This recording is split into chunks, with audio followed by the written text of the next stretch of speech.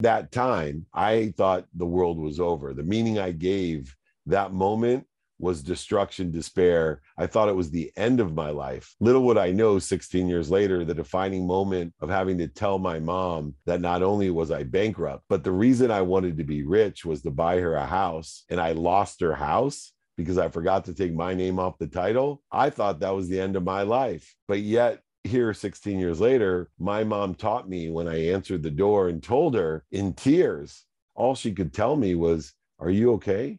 I was like, "Mom, I lost everything. I lost your house. You have to move." She said, I heard you. Are you okay? Do you need anything? I said, "No, Mom, I'm not sure you heard me. I lost everything, including your house. You have to move." She goes, "No, I heard you. Do you need some money? What do you need? Do you need me to help you find a place to live? How can I help you?" And I thought to myself, all those years of my mom making $12,000, $17,000 a year, me feeling guilty because I could make more in an hour on a stage than she made in a year with all those things she had to do. And I'm thinking in my life that she was lost. I realized that I was serving the wrong God, and my life and wife and mom, they knew better. I was the one that was lost at that moment. And by being lost, I became found, and I started to work through these daily practices, and I started to realize what's important to me and how blessed I was.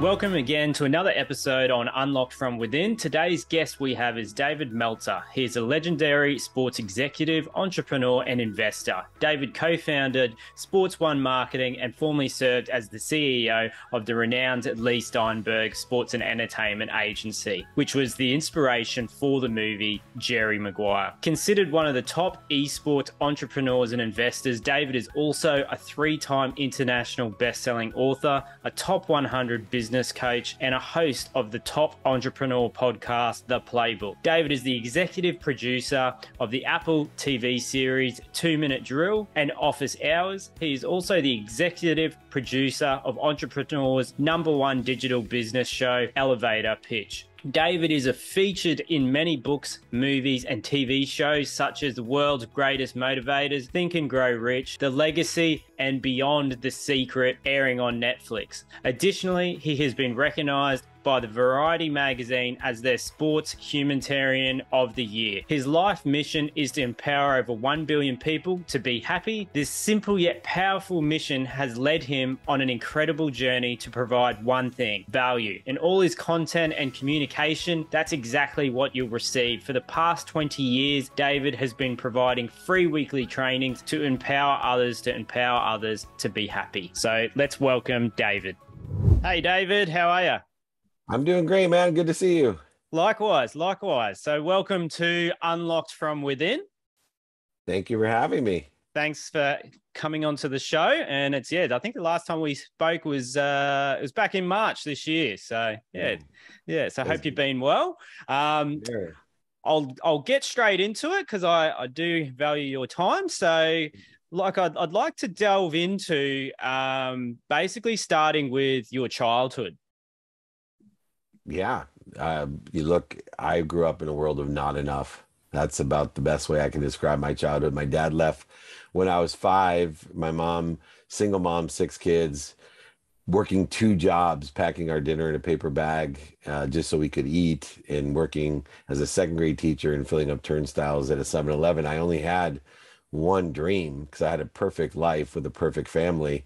That was to be rich, because the only time my life wasn't perfect was when there was financial distress. I'd catch my mom crying anytime there was financial pressure of something breaking down or a necessity, a family necessity that couldn't be met. And so as a 5-year-old, picking up on the fact that I was blessed to be around extraordinary, loving people, meaning my mom and my aunts and uncles and grandparents, and of course my siblings, I noticed that there was one void, shortage, or obstacle, and the only resolve to that void, shortage, and obstacle was financial. And so I set forth on a trajectory to make a lot of money, to buy happiness and love for everyone in my family. And that was my original mission, to leave the world of not enough. I was tired of being a victim. Everything was happening to me. I'd ask myself, why do they have that? Or I put onto my own perception that Some people thought they were better than me because they had a nicer car, a nicer house, or a nicer dad. And I had to work through that. And eventually I was able to leave that world and enter a new world when I finally made some money. Awesome. Awesome. And do you think can you think back on when do you think you had that burning desire? When do you think that was formulated? Yeah, I think it was right when my dad left. How old were you? Yeah, I was only 5. Wow. And I remember thinking to myself that I had to take care of my mom. Yeah. Right? And I think, my mom was really, her messaging was doctor, lawyer, or failure. Her messaging was education's going to be your key to happiness. Education is the road out of here. And education would, as I always say, the fetus was fully developed after graduate school. And so for me, I, didn't agree with that. I thought money was the key to my happiness. Money was the key to getting out of here. And I remember thinking when my dad left, I'm the man of the house. Even though I had older brothers and an older sister, I remember thinking, okay, as the man of the house, I'm going to have to financially support everyone. Wow. Wow. And did how many siblings do you have? 5. I had 5.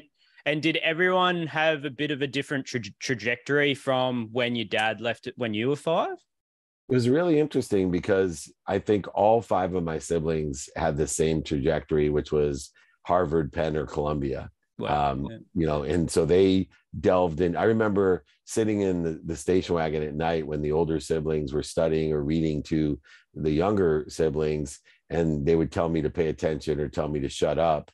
And I would tell them to shut up, called them stupid, and said, I'm going to be rich and you guys will be working for me someday. So keep on studying. And I hated to read and hated to study. Luckily, genetically, I'm like a LeBron James when it comes to school. So, I didn't have to work out very much. I didn't have to play very hard to get good grades, but I, definitely skirted my way through getting all A's and had to learn later on in life to be a good student. Yeah, right. Yeah, right. And so when do you think do you think from 5 years old when your dad left, what was the initial feeling when he left? Did you sort of blame yourself or what came up? Well, it was really difficult because there was an overwhelming sense of responsibility. And then I was abused as a 9-year-old, sexually abused as a 9-year-old. Oh, okay. I didn't know. Yeah. Yeah, which just complicated it even more because at 9, and I never really even, because I do so much work in the personal development stage, I do so much of my own work that I thought I didn't need any help until I was about 50. And my wife suggested I go to therapy for this. So for the last 4 years, really have come to an understanding of, my idea of accountability. You see, I always thought at first accountability was responsibility. And that caused, a lot of trauma in my life. And then I thought accountability was, what did I do to attract this to myself? And what am I supposed to learn from it? So I thought I had under control all these things that happened to me as a victim, everything that happened to me as a young boy. I thought I was accountable for in the respect that I attracted it so I could learn a lesson to make me better or promote me or protect me. But it evolved into, through therapy, a new definition of accountability. So I'm no longer responsible for anything. I'm accountable, but not accountable by attracting it, accountable by my participation in the perception. So what was my participation in the perception I was having in other people's perceptions as well? And then what was I supposed to learn from it? And when now looking back, I can see that I had a heavy weight on my shoulders because I couldn't even tell my mom what was going on because I was responsible at that time for my mom. And if I told my mom, it would have caused so much disruption, so much pain, so much interference that my sense of responsibility for my mom would not let me share any of the horrible things that were happening to me. Well, yeah, it just completely derail her mission in providing for the family. Yeah, that's how you felt. Yep. Yeah. Yeah. And then to think the passive, I get choked up thinking about it, a passive resentment that why aren't you protecting me? Mm. right? Yeah. But Yeah. it's very complicated, but it's made me stronger, right? I had to go through a lot of lessons because of it. But I did leave that world. When I graduated law school, it only took me 9 months to make my first $1 million. Wow. Um, and I transitioned from that world of not enough to the world of just enough for me. A lot of people live in the world of just enough. They think they're abundant, they think they're philanthropical, they give to receive, but in essence, they live in a zero sum game where there's winners and losers, where there's negotiations, trades for everything, including giving. They live in a quid pro quo, not enough or just enough world. They're not victims, right? Nothing's happening to them, but in an essence, everything happens for you. And you don't even realize that you're buying things to make you happy, buying more things, different things. You're buying things to impress people. You're buying things to impress people you don't like. You have no self-esteem because you're living in a world of others' esteem. You're only worried about what other people think of you, what other people want for you, what's missing, what you don't have. And that, to me, was even more of a difficult time because I had everything I dreamed of. I was a millionaire 9 months out of law school. I bought my mom that house and a car. I was a multi-millionaire married to my dream girl, living in my dream house, being able and capable of buying whatever I wanted by the time I was 30, running Samsung's phone division. By the time I was 35, I was running the most notable sports agency in the world. So not only was I a multi-millionaire worth over $100 million, but I had access to things that even billionaires could buy. And so I had to really reconcile my faith, and my faith was in self, that I was in charge and in control, that everything was happening for me. I thought I was a humanitarian. I thought I was philanthropic, but really I was living an empty world, an empty zero-sum game, trading and negotiating my way through everything until finally my wife, thank goodness, saved my life by being the first person to tell me no and tell me that she was going to leave me, that I was going to end up dead if I continued to surround myself with the same people and the same ideas. And I was out of control. And thank God my wife woke me up to take stock in who I was and what I wanted to become so that I could, again, put my faith. See, I thought I didn't serve any God, but what I realized, I was serving the wrong God. And when I started to serve the right God, the abundant God of more than enough, of omniscient, all-powerful, all-knowing source that loves me more than my mom, that's when I started to live my life in the right trajectory. And not only was I taking stock in who I was, but I was going to take stock in what I wanted to become, not what I was. Okay. Yeah. Yeah. That's an amazing story. Like, so you owned the ski resorts, you had the Ferraris, the golf courses.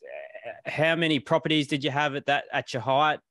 I have to be honest, I don't even know how many. I know in San Diego alone, I had 33. I would imagine we had over 50 properties. Ones that today, when you're talking about Spanish Peaks and Yellowstone Club in Montana, when you're talking about the areas of Arizona that we own property, Las Vegas, we own property. And then, of course, in San Diego, we're with the golf course and ski mountain over $100 million in real estate. Wow, that's amazing. And like, leading up to that first $1 million from your childhood, like, did you have those feelings of, like you would have had the victim mentality and the why me's and all that, but what do you think shifted when you made that first $1 million? I think that it was a confirmation that money could buy you happiness and love. It's that I wanted it so bad. And then when I finally got it, that my identity was tied to my bank account. So as my bank account hit that $1 million and kept going higher and higher, I rode that identity until finally, over time, I realized I was living on a house of cards, that my identity wasn't that money bought love or happiness. It was giving meaning to what I could buy with the money that I had. And when I started buying the right things for the right reasons, instead of to make me happy, instead of to buy things I didn't need or to impress people, that's when my life would change forever. When I put myself and started serving the right God to be of service and of value, and to ask for help, which those are all closely tied to me. A lot of people talk about being a service, and a lot of nurses and teachers and doctors and service providers forget the most important part of being a doctor, a nurse, or a service provider, or a teacher, and that's asking for help themselves, because they can't give what they don't have. And what they do is they dissipate, dissolve, and disappear their own capabilities because they have guilt or shame in asking for help. And then, like, did the I think you said your dad. How old were you when he forgot your first birthday? You were 10 years Yeah, old? I was 10 years old and my life would change. My dad was my hero, even though he left, right?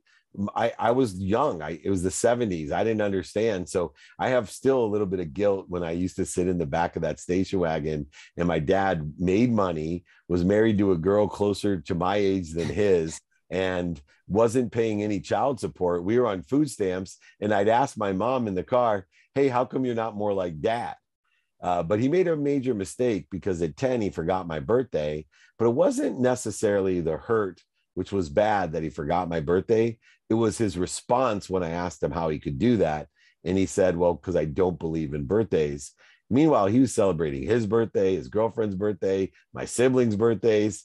And I realized at that time, my dad was a liar, right? He was a cheater. He was a manipulator, overseller, back-end seller, and I wanted nothing to do with him. And that all came to a head when I was 30, which I always call the red flag of my life.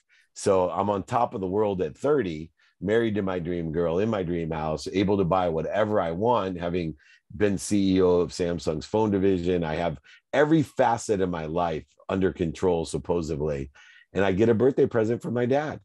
And I thought my dad had changed. I thought my dad understood who I was, and we were going to reconcile, which every son wants to have a relationship with their father, regardless of how abusive they are, wants to have that relationship. So I open this box and there's a jacket, and I go from complete joy to complete hate, because he tore out all the pockets in the jacket. And it was obvious that once again, he was trying to show his superiority by giving me a jacket that I couldn't wear. So I called him and I said, why are you punishing me? And he said, what are you talking about? I said, you gave me a jacket I can't wear after 20 years. My first present, something I can't even use. And he said, son, that jacket's not for wearing. I'm worried about you. You're just like me. You cannot take anything when you're dead with you. So I gave you a jacket to remind you that you can't take anything when you're gone, that money doesn't buy love or happiness. Trust me, son, you're down the same path that I was down. I want you to learn from my mistakes. And I told him I wasn't ready to hear that, right? I hate you. You're a liar, a cheater, manipulator, overseller, back-end seller. I'm nothing like you. You don't know what you're talking about. I hung up on him. That was the first red flag as I look back when I lost everything, that I should have taken notice to, that I should have realized that my father loved me more than I thought, that I was participating in the wrong perception, and I had lessons to learn. And then going on from there, how long after was it when you did lose everything? You lost the 100 million or 120 million and became bankrupt. Yeah, it was 8 years.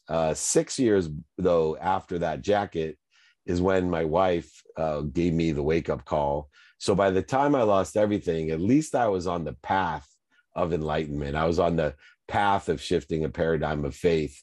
I went from, in those 2 years, which was 8 years after the jacket, I went from always trying to get more, always trying to be more happy, more healthy, more wealthy, and more worthy, to a point when I went bankrupt of acknowledgement, knowing that the only way you can acquire the knowledge of anything is to not have it anymore. So I now knew when I hit rock bottom financially that I was happy, I was wealthy, I am healthy, I am happy, I am worthy, I am wealthy. I just had to figure out what I was doing to interfere with it and put my faith into practice, knowing I'm being promoted and protected, even during bankruptcy, not punished, was an extraordinary lesson, which I utilize the capabilities of that lesson today so that I make more money than I ever have. I help more people than I ever have. And I have more fun than I ever have, not through ignorant arrogance, but through ignorant humility, radical humility, that I'm not in control, that I have faith that I am part and parcel of something much bigger than me that loves me more than my mom. And so when you hit rock bottom, like what practical steps were you taking to just go from the day it happened to the next day and just taking it day by day? So over the last 16 years, I've developed these daily practices, which I love to share because I'm on a mission to empower over 1 billion people to be happy. And I think these daily practices are a pragmatic tool to make your own and to allow you to experience the same type of accelerated journey that I've been able to experience. And those 5 daily practices are very simple. Number one, know what you want today in a trajectory of what you think you want tomorrow, being open-minded to the lessons to change your mind. When you know what you want, you take nothing and make it a possibility. The second practice is know who you can help and who can help you. The fastest way to get to where you want to be is not only find someone who's already there to give you directions, but also help someone get to where they want to be. That will make your possibility a probability. Now, the next step is know your how. Knowing your how requires you to understand the limitation of time. When we understand the limitation of time, we can focus in on how to be most productive, accessible, and gracious, aligned with what we want and who we can help in a trajectory of what we think we want in the future. And if you know your what, your who, and your how, you now know what's important to you. Not what's important to other people, not what's missing, not what you don't have, but what's important to you. And if you know what's important to you, you will know your now. See, if to know your now, you know what's important, you know what's to prioritize. Prioritization is the antidote to procrastination, is the antidote to feeling overwhelmed. It's impossible to procrastinate or feel overwhelmed if you know what's important to you and prioritize it. You know your now. And if you know your what, you know your possibility, your who, the probability, the how, you know your perception. The now makes it real. All you have to do is implement that faith, and you can apply your why. Stop searching for whatever you have. You are happy, healthy, wealthy, and worthy. Apply your why and figure out what you're doing to interfere with your source to be your best, to pursue your potential. Know your what, your who, your how, and your now. Apply your why, and you can do whatever you want in a trajectory of whatever you want or better. That's so awesome. So awesome.